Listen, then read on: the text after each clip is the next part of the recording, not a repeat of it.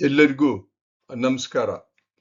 ಈ ದಿನ ಡೆಮೆನ್ಷಿಯಾ ಎಂಬ ಒಂದು ಮರುವಿನ ಕಂಡೀಷನ್ ಅನ್ನ ಇಲ್ಲಿ ನಾವು ತಿಳಿಯೋದಕ್ಕೆ ಪ್ರಯತ್ನ ಮಾಡೋಣ. ತುಂಬಾ ಸುಲಭದಲ್ಲಿ ಮಕ್ಕಳಿಗೂ ಅರ್ಥವಾಗುವಾಗೆ ಇದನ್ನ ಹೇಳಿದ್ದೀನಿ. ಡೆಮೆನ್ಷಿಯಾ ಅಂತಕ್ಕಂಥದ್ದು ಒಂದು ದೊಡ್ಡ ಕಾಯಿಲೆ ಅಲ್ಲ, ಅದು ಅನೇಕ ಕಾಯಿಲೆಗಳನ್ನ ಒಟ್ಟಿಗೆ ಸೇರಿಸಿರ್ತಕ್ಕಂಥ ಒಂದು ಅಂಬ್ರೆಲಾ ತರ. It is an umbrella term used to describe a range of symptoms associated with cognitive impairment. ಆಲ್ಝಮೈಯರ್ಸ್ ಆಗ್ಬೋದು, ವ್ಯಾಸ್ಕ್ಯುಲರ್ ಡಿಸೀಸ್ ಆಗ್ಬೋದು, ಲೂಯಿ ಬಾಡಿ ಅಂತ ಆಗ್ಬೋದು, ಫ್ರಾಂಟಿಯರ್ಸ್ ದ ಬ್ರೈನ್ ಆಗ್ಬೋದು. ಇವೆಲ್ಲ ಒಟ್ಟಿಗೆ ಸೇರ್ಕೊಂಡು ಒಂದು ಗುಂಪಿಗೆ ಡೆಮೆನ್ಷಿಯಾ ಅಂತ ಕರೀತಾರೆ. ಮರು ಅಂತಕ್ಕಂಥದ್ದು ವಯಸ್ಸಿನ ಪರಿಣಾಮವೇ, 65 ವರ್ಷ ಆದ್ಮೇಲೆ ಬರ್ತಕ್ಕಂಥದ್ದೇ ಅನ್ನತಕ್ಕದ್ದು ಅನ್ನೋದು. ಅದನ್ನ ಕೇಳಿದ್ರೆ ಮೇಲೊಂದು ಚಿತ್ರ ತೋರಿಸಿದೀನಿ. ಬ್ರೈನಿನ 2 ಚಿತ್ರ ಇದೆ. ಎಡಭಾಗದಲ್ಲಿರ್ತಕ್ಕಂಥ ಬ್ರೈನ್ ಅನ್ನ ಮತ್ತೆ ಬಲಭಾಗದ ಬ್ರೈನ್ ಅನ್ನ ನೋಡಿದಾಗ ನೀವು ಬಲಭಾಗದಲ್ಲಿರ್ತಕ್ಕಂಥ ಬ್ರೈನ್ ಶ್ರಿಂಕ್ ಆಗಿದೆ, ಸ್ವಲ್ಪ ಚಿಕ್ಕದಾಗಿದೆ ಸೈಜು. ಅದೇ ಒಂದು ಮುಖ್ಯವಾಗಿರ್ತಕ್ಕಂಥ ಕಾರಣ. ಆ ಬ್ರೈನ್ ಯಾತಕ್ಕೋಸ್ಕರ ಶ್ರಿಂಕ್ ಆಗುತ್ತೆ ಏನು ಅನ್ನೋದನ್ನ ನಾವು ಒಂದು ಸರಳ ವಿಜ್ಞಾನದ ಒಂದು ಈ ಚಿತ್ರೀಕರಣದಲ್ಲಿ ನೋಡೋಣ ಬನ್ನಿ. ಡೆಮೆನ್ಷಿಯಾ ಅಂತಕ್ಕಂಥ ಪದ ಲ್ಯಾಟಿನ್ ಇಂದ ಬಂದಿದೆ. ಲ್ಯಾಟಿನ್ ನಲ್ಲಿ ಡೇ ಅಂತ ನಾವು ಡಿಸ್ಕ್ರೈಬ್, ಡಿಲೀಟ್, ಡಿಕಲರ್ ಅಂತ ಹೇಳ್ತೀವಲ್ಲ, ಅದು ಡಿಇ ಅಂತಕ್ಕಂಥದ್ದು ಅಂದ್ರೆ away from or loss of ಅಂತ. ಮೆನ್ಸ್ ಅನ್ನೋದು ಲ್ಯಾಟಿನ್ ವರ್ಡ್, ಇಂಗ್ಲಿಷ್ ವರ್ಡ್ ಅಲ್ಲ. ಮೆನ್ಸ್ ಅಂತ ಹೇಳಿದಾಗ ಈಸ್ ಈಕ್ವಲ್ ಟು ಮೈಂಡ್ ಅಂತ. ಲಿಟ್ರಲಿ ಮೀನಿಂಗ್ ಏನು ಆಗುತ್ತೆ ಅಂತಂದ್ರೆ loss of mind. Loss of mind ಅಂದ್ರೆ loss of memory, thinking and judgment. ಇದನ್ನ ನಾವು ಏನು ಅನ್ನೋದನ್ನ ಮುಂದೆ ನೋಡೋಣ ಬನ್ನಿ. Normal ageing changes versus dementia ಅಂತ. ಅಕೇಶನಲ್ಲಿ ಮರಿತೀವಿ ಕೆಲವು ಸಾರಿ. ಈಗ ನಾನೇ ಸಹಿತ ಯಾವ್ದಾದ್ರು ಒಂದು ಹೆಸರು ಜ್ಞಾಪಿಸ್ಕೊಳ್ಬೇಕು ಅಂತಂದ್ರೆ ಮರ್ತು ಹೋಗುತ್ತೆ, ಅದು normal. Forgetting close family members is equal to dementia. ಮನೆಯಲ್ಲಿ ಅನೇಕ ವರ್ಷಗಳು ಬದುಕಿದ್ದು 60 ವರ್ಷ ಆದ್ಮೇಲೆ ಮಗನೋ ಮಗಳೋ ಹೆಂಡತಿನೋ ಬಂದರೆ, ಯಾರು ನೀವು, ನಿಮ್ಮ ಹೆಸರೇನು, ನನ್ನ ಹೆಸರು ನನಗೆ ಗೊತ್ತಾಗ್ತಿಲ್ವಲ್ಲ ಅಂತ ಹೇಳ್ತಾರಲ್ಲ, ಅದು ಡೆಮೆನ್ಷಿಯಾದ ಲಕ್ಷಣಗಳು. ಡೆಮೆನ್ಷಿಯಾ ಅನ್ನೋದು ಏನು ಅಂತ ಇನ್ನೊಂದ್ಸತಿ ಹೇಳಿದ್ರೆ, A group of disorders affecting memory, thinking and also behaviour. ಈಗ ಒಂದು ಸಿಂಪಲ್ ಉದಾಹರಣೆ ಕೊಡ್ಬೇಕು ಅಂದ್ರೆ, ಬ್ರೈನ್ ಅನ್ನ ಲೈಬ್ರರಿ ಅಂತ ಇಟ್ಕೊಂಡ, ಲೈಬ್ರರಿ ಬುಕ್ಸ್ ತುಂಬಾ ಇರುತ್ತೆ. ಮೆಮೊರೀಸ್, ಅದು ಬುಕ್ಸ್ ಇದೆಯಲ್ಲ, ಅದೆಲ್ಲ ಮೆಮೊರೀಸ್ ಇದ್ದಾಗ ಒಂದೊಂದು ಬುಕ್ ನಲ್ಲೂ ಅನೇಕ ರೀತಿಯಾಗಿರ್ತಕ್ಕಂಥ ಮೆಮೊರಿಗಳು ಬರೆದಿರ್ತಾರೆ. ಒಂದು ಲಕ್ಷಾಂತರ ಬುಕ್ಸ್ ಇದೆ ಅಂತ ಇಟ್ಕೊಳ್ಳೋಣ, ಅದನ್ನ ಇಟ್ಕೊಳ್ಳಿ, ಅದು ಬ್ರೈನ್. ಡೆಮೆನ್ಷಿಯಾ ಅಂತಕ್ಕಂಥದ್ದು ಏನು ಅಂದ್ರೆ, ಲೈಬ್ರರಿ ಶೆಲ್ಫ್ನ ಒಳಗಿರ್ತಕ್ಕಂಥ ಬುಕ್ಸ್ ಇರುತ್ತಲ್ಲ, ಆ ಬುಕ್ಸ್ ಗೆದ್ದಿಲಿಡಿದು ಅನೇಕ ಪದಗಳು ಅವುಗಳು ಎಲ್ಲ ನಾಶವಾಗ್ಬಿಟ್ಟಿರುತ್ತೆ. ಅದೇನೆ ಡೆಮೆನ್ಷಿಯಾ ಇದ್ದ ಹಾಗೆ. ಅರ್ಲಿ ವಾರ್ನಿಂಗ್ಸ್ ಏನಪ್ಪಾ ಅಂತಂದ್ರೆ, ಒಂದೇ ಪ್ರಶ್ನೆ ಅನೇಕ ಕೇಳ್ತಾ ಇರ್ತಾರೆ. ಉದಾಹರಣೆಗೆ, ಇದು ನಮ್ಮನೇನಾ, ನೀನು ಊಟಕ್ಕೆ ಹಾಕಿರೋದು ಏನ್ ಹಾಕಿದ್ಯಾ, ಊಟ ಏನಿದು, ಏನು, ಈ ತರ ಪ್ರಶ್ನೆಗಳು ಕೇಳ್ತಾನೆ ಇರ್ತಾರೆ. ಲೂಸಿಂಗ್ ಥಿಂಗ್ಸ್, ಎಲ್ಲೋ ಇಟ್ಬಿಟ್ಟು ಟಾಯ್ಲೆಟ್ಗೆ ಹೋಗೋದು, ಟಾಯ್ಲೆಟ್ಗೆ ಹೋಗ್ಬಿಟ್ಟು ಚಿಲ್ಕ ಹಾಕೋದನ್ನ ಹಾಕಿರ್ತಾರೆ, ಅದನ್ನ ತೆಗೆಯೋದು ಮರ್ತ್ಬಿಡೋದು, ಚಿಲ್ಕ ಎಲ್ಲಿದೆ ಅಂತ ಗೊತ್ತಾಗೋದಿಲ್ಲ. ಎಷ್ಟೋ ಸಾರಿ ಬಾಗಿಲುಗಳನ್ನ ಓಡಿಸಿದ್ದಿ ಅವ್ರನ್ನ ತೆಗೆದಿರ್ತಾರೆ. ಹೀಗೆ ಆಗ್ತಕ್ಕಂಥದ್ದೆಲ್ಲ ಅರ್ಲಿ ಸೈನ್ಸ್ ಆಫ್ ಡೆಮೆನ್ಷಿಯಾ. ಇಲ್ಲಿ 2 ಚಿತ್ರಗಳನ್ನು ತೋರಿಸಿದ್ದೀನಿ. ಒಂದು 2 ಸಹಿತ ನಾರ್ಮಲ್ ಆಗಿರ್ತಕ್ಕಂಥ ಬ್ರೈನ್ನ ಚಿತ್ರ. ಈ ನಮ್ಮ ಮೆದುಳು ನೆನಪುಗಳನ್ನ ಹೇಗೆ ಉಳಿಸ್ಕೊಳ್ಳುತ್ತೆ ಅಂತ ಹೇಳಿದ್ರೆ, ಅದರಲ್ಲಿ ಬ್ರೈನ್ ರೀಜನ್ಸ್ ಇನ್ವಾಲ್ವ್ ಆಗಿರುತ್ತೆ. ಒಂದು ಫ್ರಾಂಟಲ್ ಲೂಬ್ ಅಂತಕ್ಕಂಥದ್ದು, ಅದು ಸೆರೆಬ್ರಲ್ ಕಾರ್ಟೆಕ್ಸ್ ನಲ್ಲಿದೆ. ಇನ್ನೊಂದು ಹಿಪ್ಪೋ ಕ್ಯಾಂಪಸ್ ಅಂತಕ್ಕಂಥದ್ದು, ಅದು ಬ್ರೈನಿನ ಒಳಭಾಗದಲ್ಲಿ ಇದೆ. ಈ ಎಡಭಾಗ ಚಿತ್ರದಲ್ಲಿ ನೀವು ನೋಡಿದ್ರೆ ಹಸಿರು ಬಣ್ಣ ತೋರಿಸಿದೆನಲ್ಲ, ಅದು ಫ್ರಂಟಲ್ ಲೋಬ್ ಕಾರ್ಟೆಕ್ಸ್ ಅಂತ. ನೀಲಿ ಬಣ್ಣದ ಸಣ್ಣದ ಮೆಣಸಿನಕಾಯಿ ಆಕಾರದಲ್ಲಿ ಇದೆಯಲ್ಲ, ಅದು ಹಿಪ್ಪೋ ಕ್ಯಾಂಪಸ್ ಅಂತ.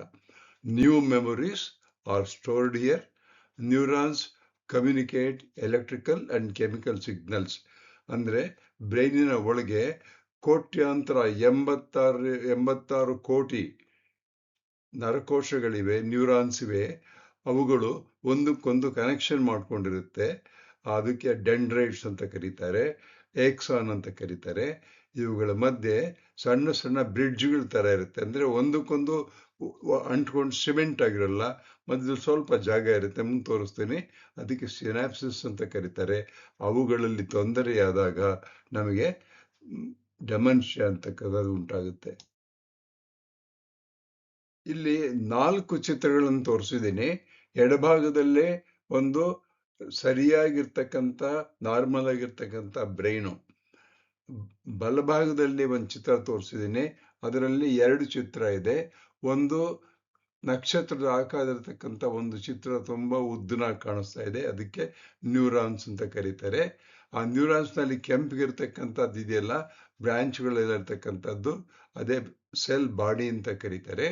ಆ ಬ್ರಾಂಚ್ಗಳ ತರ ಇದೆಯಲ್ಲ, ಅವಕ್ಕೆ ಡೆಂಡ್ರೈಟ್ಸ್ ಅಂತ ಕರೀತಾರೆ. ಇನ್ನೊಂದು ಉದ್ದನಾಗಿರ್ತಕ್ಕಂಥದ್ದು ಇದೆಯಲ್ಲ, ಅದು ಏಕ್ಸಾನ್ ಅಂತ. ಈ ಏಕ್ಸಾನ್ ಕೆಳಗಡೆ ನೋಡಿ ಒಂದು ಫನಲ್ ತರ ಇದೆ, ಅದು ಇನ್ನೊಂದು ಫನಲ್ ತರ ಇದೆ. ಅವೆರಡಕ್ಕೂ ಹತ್ರ ಬಂದು ಸೇರ್ಕೊಂಡ್ಬಿಟ್ಟಿರುತ್ತೆ.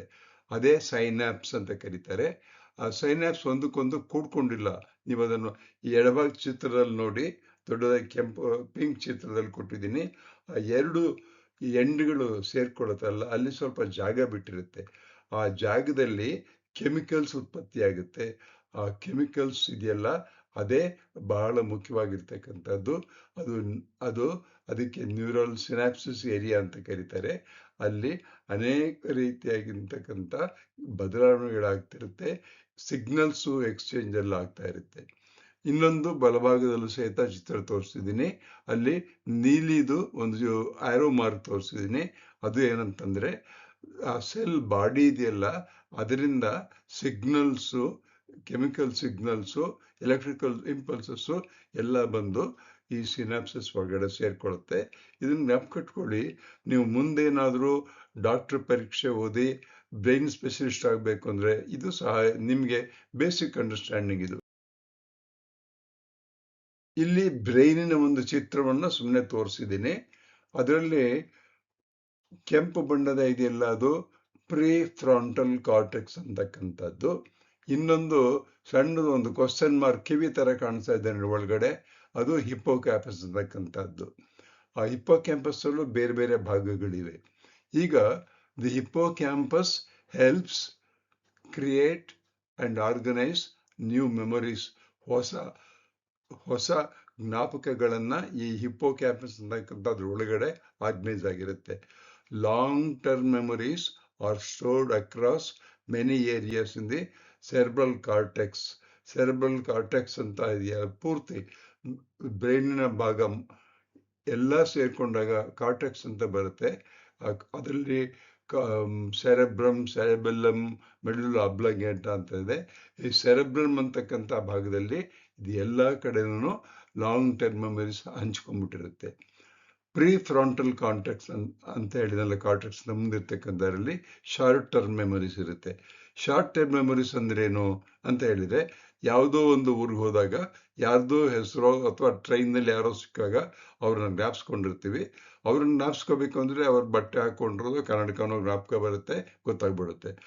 ಲಾಂಗ್ ಟರ್ಮ್ ಮೆಮೊರೀಸ್ ಅಂತ ಹೇಳಿದ್ರೆ ಚಿಕ್ಕ ಮಕ್ಕಳಿಂದ ಹಿಡಿದು 65, 66, 70, 80 ವಯಸ್ಸಾಗ್ತಕ್ಕಂಥ ಎಲ್ಲ ವಸ್ತುಗಳನ್ನ ಜ್ಞಾಪಿಸ್ಕೊಂಡಿರುತ್ತಲ್ಲ, ಅದು ಹಿಪ್ಪೋಕ್ಯಾಂಪಸ್ ಅಂತ.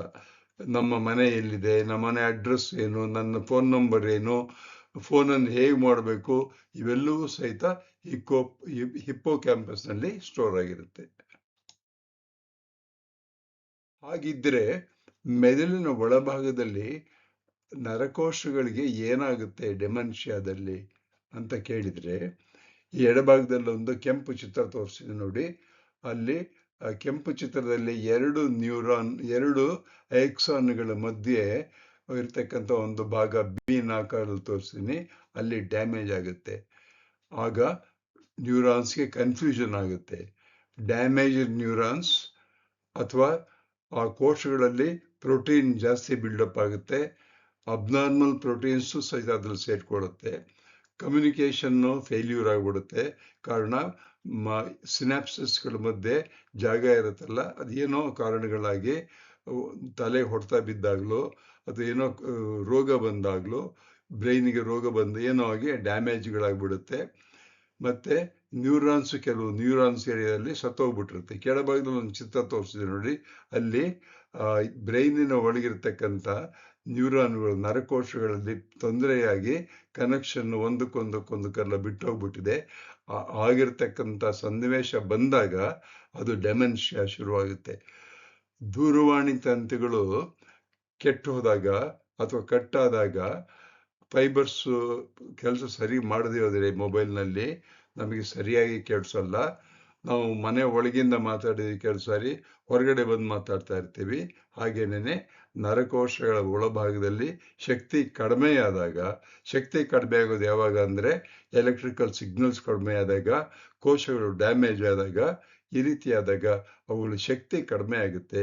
ಆ ಬರ್ತಕ್ಕಂಥ ಸಿಗ್ನಲ್ಸ್ನ ಶಕ್ತಿ ಕಡಿಮೆ ಆಗುತ್ತೆ. ಎಲೆಕ್ಟ್ರಿಕಲ್ ಕೆಮಿಕಲ್ ಸಿಗ್ನಲ್ಸ್ ಅಲ್ಲಿ ಅಸಿಟಲ್ ಕೋಲೈನ್ ಅಂತಕ್ಕಂಥ ಒಂದು ಕೆಮಿಕಲ್ ಉತ್ಪತ್ತಿ ಆಗುತ್ತೆ. ಅವೆಲ್ಲ ಕಡಿಮೆ ಆದಾಗ ಡೆಮೆನ್ಷಿಯಾ ಅಂತಕ್ಕಂಥ ಒಂದು ಕಂಡೀಷನ್ನು ಶುರುವಾಗುತ್ತೆ. ಅಲ್ಲಿ ಅತಿ ಮರುವು ಶುರುವಾಗುತ್ತೆ. ಇಲ್ಲಿ ಡೆಮೆನ್ಷಿಯಾ ಅಂತಕ್ಕಂಥ ತಾನಾಗಿ ಬರೋದಿಲ್ಲ ಅನ್ನೋದಕ್ಕೆ ಇಲ್ಲಿ 5 ಚಿತ್ರ ತೋರಿಸಿದ್ದೀನಿ. ಮೊದಲನೇ ಚಿತ್ರದಲ್ಲಿ ನರಕೋಶ ಇದೆಯಲ್ಲ, ನ್ಯೂರಾನ್ ಅಂತಕ್ಕಂಥದ್ದು, ಅದು ಒಂದು ನಾರ್ಮಲ್ ಆಗಿರ್ತಕ್ಕಂಥ. ಇನ್ನೊಂದು ಸ್ವಲ್ಪ ಹಳದಿ ಬಣ್ಣ ತೋರಿಸಿದ್ದೀನಿ, ಅಲ್ಲಿ ಡ್ಯಾಮೇಜ್ ಆಗಿರ್ತಕ್ಕಂಥದ್ದು. ಡ್ಯಾಮೇಜ್ ಅನೇಕ ಕಾರಣಗಳಿಂದ ಆಗುತ್ತೆ. ಈ ಎರಡನೇ ಚಿತ್ರದಲ್ಲಿ ಬ್ರೈನು ಇದೆಯಲ್ಲ, ಅದು ಒಂದು ನಾರ್ಮಲ್ ಆಗಿರೋ ಬ್ರೈನು, ಎರಡನೇದು ಸ್ವಲ್ಪ ಬಣ್ಣ ಬದಲಾವಣೆ ಆಗಿ ಸೈಜು ಚಿಕ್ಕದಾಗಿದೆ, ಶ್ರಿಂಕೇಜ್ ಆಗಿದೆ. ಈ ಮೂರನೇ ಚಿತ್ರದಲ್ಲಿ ಇದು ನ್ಯೂರಾನ್ ಚಿತ್ರ, ಅಂದರೆ ನ್ಯೂರಾನ್ ಬಲೆ ಜಾಲ ಅಂತ ಹೇಳ್ತಾರೆ, ಅದು ಚಿತ್ರ. ಅಲ್ಲಿ ಬಿಳೆ ಬಣ್ಣದ ಕೆಲವು ಮಾರ್ಕಿನೆಲ್ಲ ತೋರಿಸ್ತೀನಲ್ಲ, ಅಲ್ಲಲ್ಲ ಡ್ಯಾಮೇಜು, ಅಲ್ಲಲ್ಲೇ ತೊಂದರೆಯಾಗಿ ಒಂದಕ್ಕೊಂದು ಕನೆಕ್ಷನ್ ಹೋಗ್ಬಿಟ್ಟಿರುತ್ತೆ. ಈ 4ನೇ ಚಿತ್ರ ಎಡಭಾಗದಲ್ಲಿ ಕೆಂಪು ಬಣ್ಣದಲ್ಲಿರೋದು ಎಕ್ಸಾನ್ ಇರುತ್ತಲ್ಲ, ಅಂದರೆ ಸೈನಾಪ್ಸ್ ಅಂತ ಕರಿತೀವಲ್ಲ, ಆ ಸೈನಾಪ್ಸ್ನಲ್ಲಿ ತೊಂದರೆ ಉಂಟಾಗಿದೆ, ಏನು ಅನ್ನೋದು ಹೇಳೋಕ್ಕಾಗಲ್ಲ. ಬಲಭಾಗದಲ್ಲಿರ್ತಕ್ಕಂಥದ್ದು ಈ ಬ್ರೈನಿನ ಒಳಭಾಗದಲ್ಲಿರ್ತಕ್ಕಂಥ 86 ಕೋಟಿಗೂ ಹೆಚ್ಚಿಗೆ ಇರ್ತಕ್ಕಂಥ ನರಕೋಶಗಳು, ನ್ಯೂರಾನ್ಗಳಲ್ಲಿ ತೊಂದರೆ ಉಂಟಾಗಿ ಒಂದಕ್ಕೊಂದಕ್ಕೆ ಕನೆಕ್ಷನ್ ಹೋಗಿರ್ತಕ್ಕಂಥ ಚಿತ್ರ. ಆಗ ಆ ಮನುಷ್ಯ ಕನ್ಫ್ಯೂಸ್ಡ್ ಆಗಿ ಕಾಣಿಸ್ತಾನೆ, ಏನು ಅಂತ ಗೊತ್ತಾಗೋದಿಲ್ಲ. Damaged neurons, broken dendrites, synaptic disturbances, reduced acetylcholine ಅಂತಕ್ಕಂಥ ಒಂದು ಕೆಮಿಕಲ್ಲು, ಇಷ್ಟು ಗುಂಪು ಸೇರ್ಕೊಂಡಾಗ ಅಥವಾ ಇದರಲ್ಲಿ ಯಾವುದಾದ್ರೂ ಒಂದು ಆದಾಗ ನಮಗೆ ಡೆಮೆನ್ಷಿಯಾ ಅಂತಕ್ಕಂಥ ಒಂದು ಬ್ರೈನಿನ ಕಂಡೀಷನ್ ಬರುತ್ತೆ. ಆಗ ಮರೆವು ಉಂಟಾಗುತ್ತೆ.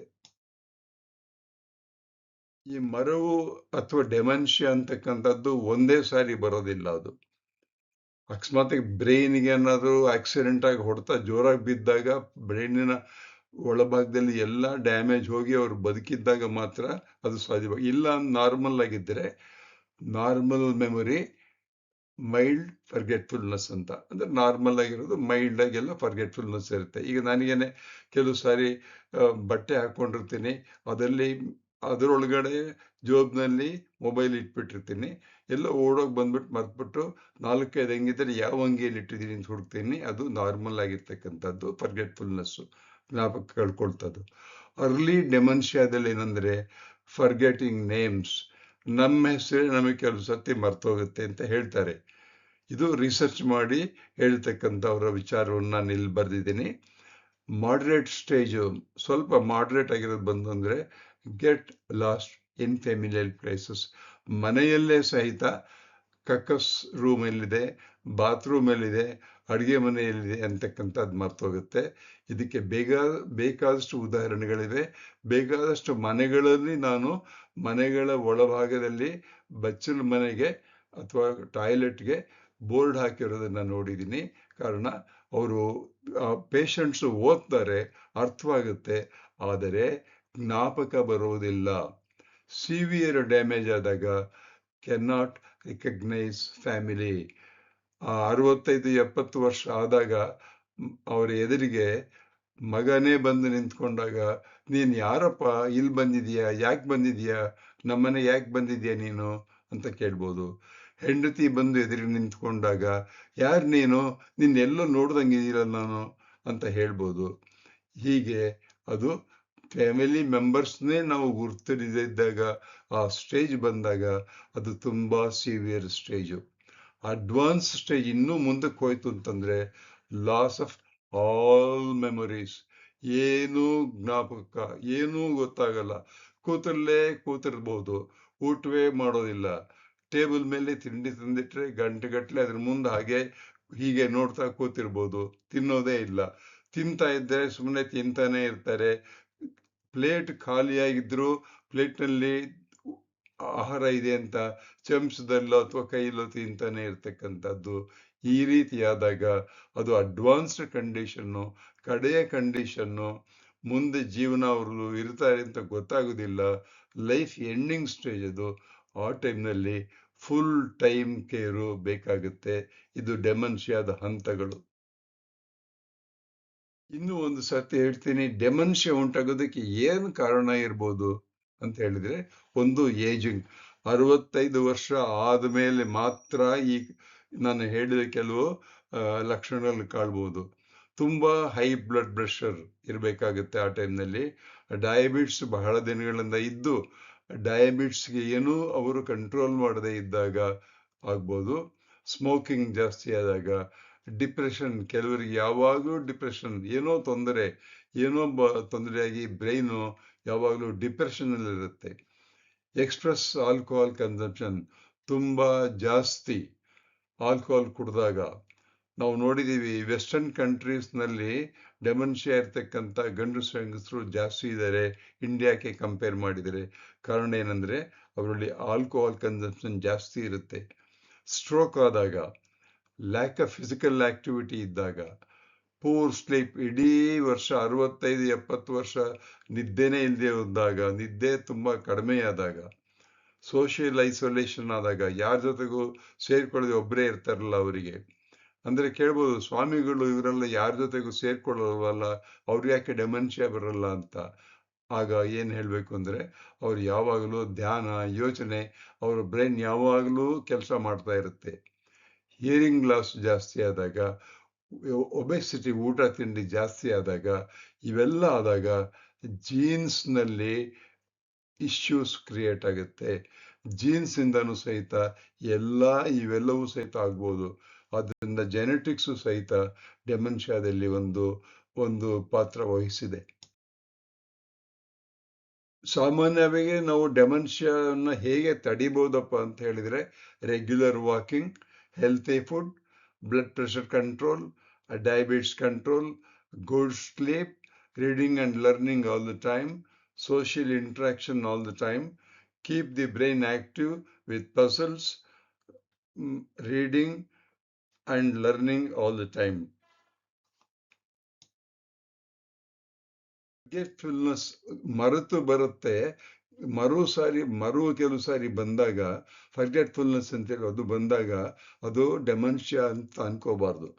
ಅನೇಕ ಸಾರಿ ಕೆಲವು ವಿಚಾರಗಳನ್ನ ಮರ್ತು ಬಿಟ್ಟಿರ್ತೀವಿ. ಇಲ್ಲಿ ಎರಡು ಚಿತ್ರ ತೋರಿಸಿದೆ ನೋಡಿ, ಎರಡು ಭಾಗದಲ್ಲಿ.